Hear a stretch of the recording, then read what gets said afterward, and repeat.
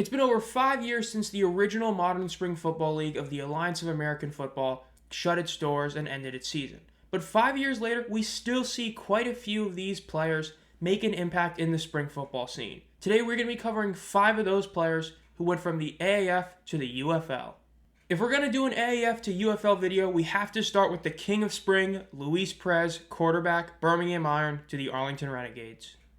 That's right, the King of Spring got his start in spring football with the AAF in 2019 with the Birmingham Iron. There he would be a solid quarterback, but not among the league's elite like we know him as today. That was because back then he was not at the level of guys like Garrett Gilbert and John Wolford, though a lot of that was because of the team's running back Trent Richardson, who in an 8-game season, due to the closure of the season, still had 11 touchdowns on the ground, which was by far the most in the league.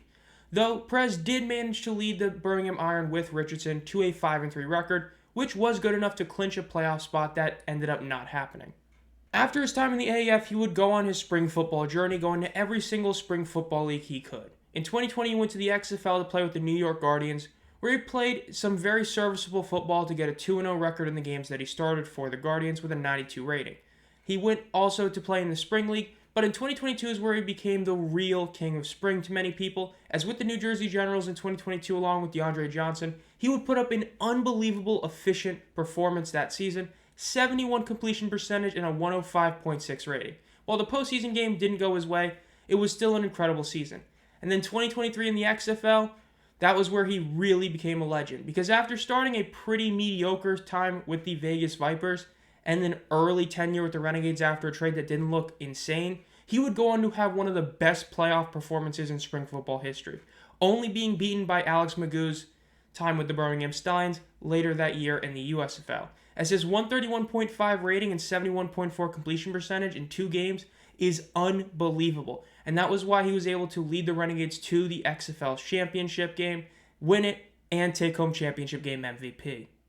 And now as for his time in the UFL, he would once again be on the Arlington Renegades as he rejoined them, and this was where it was a mixed bag. On one hand, the team finished 3-7, one of the worst teams in the league record-wise, though a lot of that was due to missing out on a bunch of huge opportunities early in the season, where they would lose a bunch of games due to last-second field goals, blown leads in the end. But Luis Perez himself was arguably the best quarterback in the league. There are still many people who think he should have won league MVP despite the losing record. He led the entire league in passing yards at 2,300 and passing touchdowns at 18, which was just insane. His 99.4 rating was one of the best in the league, and his 18-4 TD interception ratio was incredible. All of that is why people thought he should have been the MVP, and is why now we look at him as one of the elite quarterbacks in spring football. In fact, many people would say that if Adrian Martinez stays in the NFL as a practice squad guy and Perez returns, he would be by far the best quarterback in the UFL. But we'll have to wait and see what the future holds. But when we're going to talk about AAF to UFL guys, the first guy we had to talk about was the King of Spring himself. But Perez is not the only quarterback to go from the AAF to the UFL, because we also have Brandon Silvers, who went from the Memphis Express to the St. Louis Battlehawks. Unlike Perez, Silvers was not the only quarterback to start games for his team. Now with the Express ended up finishing 2-6, and there were issues about the quarterback position, with of course the most publicized one being the fact that the team did sign Johnny Manziel late into the season before it was eventually shut down.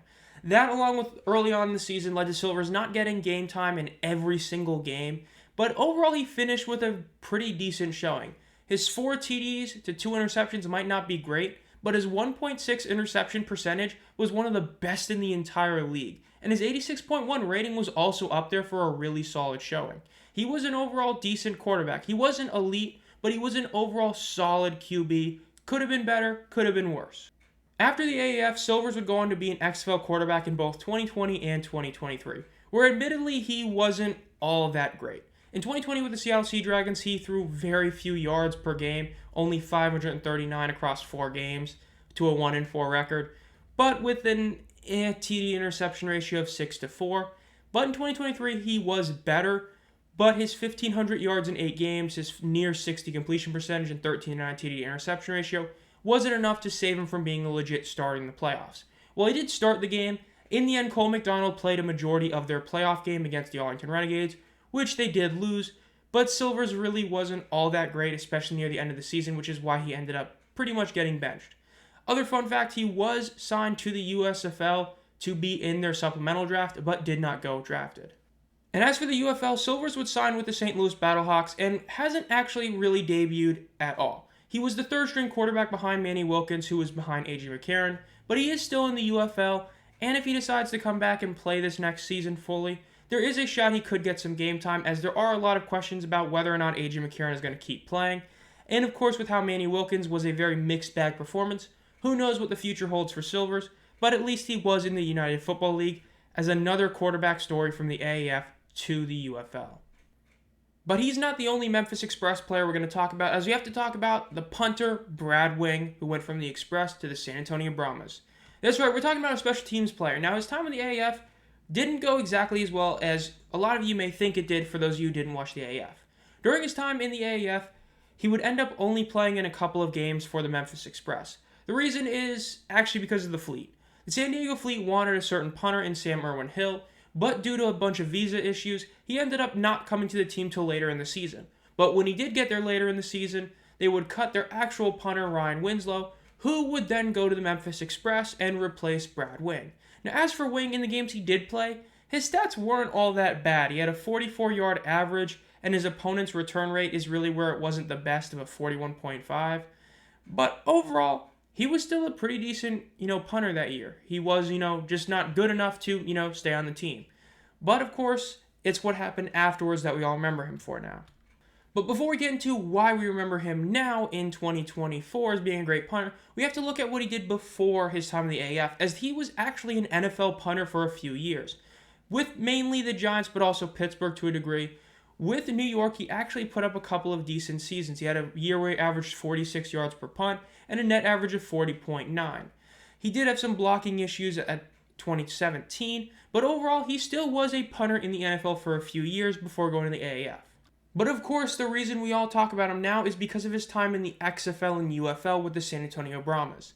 In 2023, he was the XFL's punting average leader, and this past year, if it wasn't for Marquette King, he would have been the all-UFL punter. Now, Marquette King had an absurd 48.4 yards per punt average, but Brad Wing was incredible. He punted a lot more than Marquette King, having 7 more punts, yet still finished with a 46 punting average, which if it wasn't for the fact that Brock Miller had 3 more punts total, meant that Wing would have led the entire league in punting yards.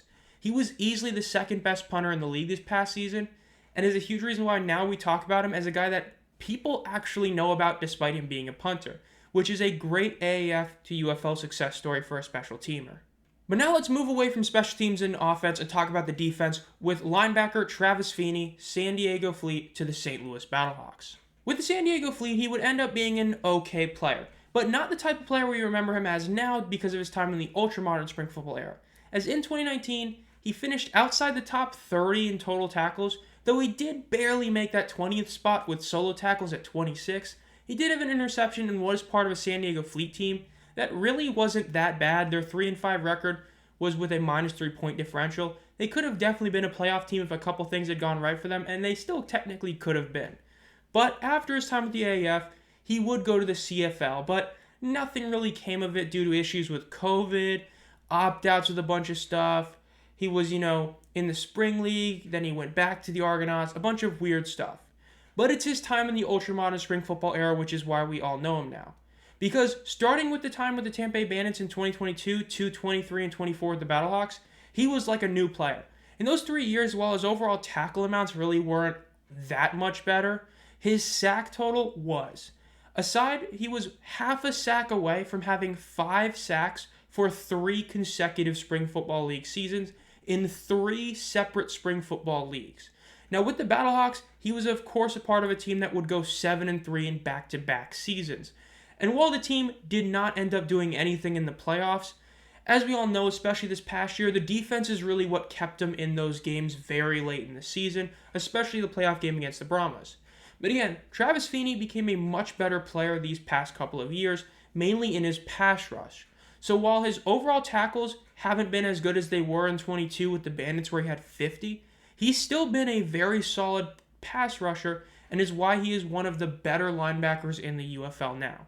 And to finish off today's video of 5 players, we're going to talk about Braden Bowman, tight end from the Birmingham Iron to the Houston Roughnecks. That's right, one of Luis Perez's teammates with the Iron is who we're going to be talking about now. Now, Bowman with the Birmingham Iron really didn't do that much. He only had 4 total receptions for 43 yards, but he did have a touchdown. Now, before that, he was in the NFL, but he was bouncing around a lot of teams: the Jaguars, Jets, Saints, and Chargers. Again, he was a part of the Iron team that was 5-3 and did clinch a playoff spot, of course, before the season ended up being closed. But after his time in the AAF, he would go to the USFL and would have a much better season back-to-back years.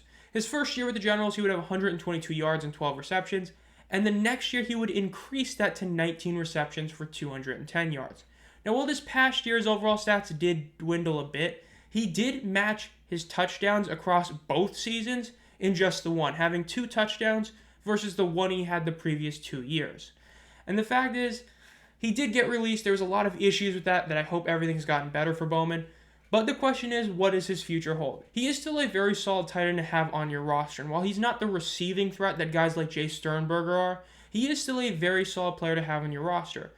He was one of the few players in the Roughnecks that really didn't, super underperform like a lot of other guys in that team did. And overall, it's going to be interesting to see what the future holds.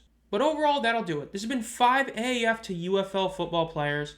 And if you want to see another one of these, because again, there's a lot more than 5 guys we can talk about. So if you want another one, make sure to subscribe to the channel, like this video, and comment down below, do you want to see a part 2 to this? As again, there's still a decent amount of great defensive players, a couple of offensive linemen, a bunch of other guys that we can still talk about in the future. So if you enjoyed this one, again, do all that kind of stuff. And as always, have a great night.